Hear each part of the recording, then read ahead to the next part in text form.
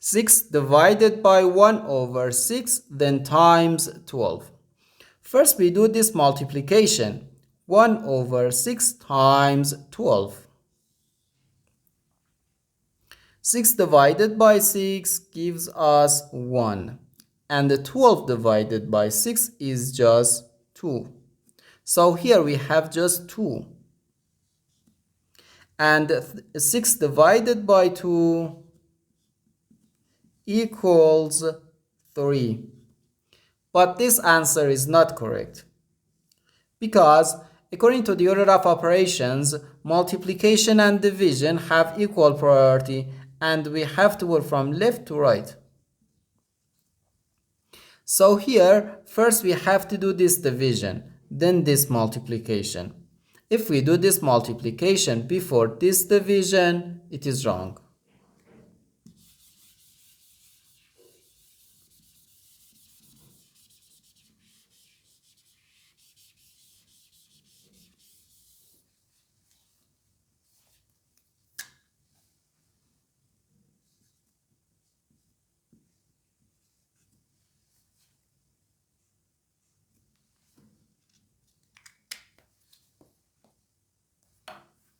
So first we have to do this division, 6 divided by 1 over 6. According to the KCF rule, K stands for keep, C stands for change, and F stands for flip. First we have to do,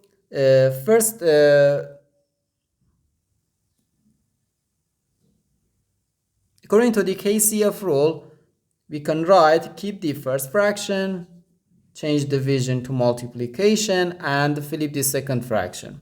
So we have 6 times 6, and here we have times 12. Okay, 6 times 6 gives us 36. So 36 times 12. Okay, 10 times 36 gives us 360. So 360 plus 2 times 36 gives us 72.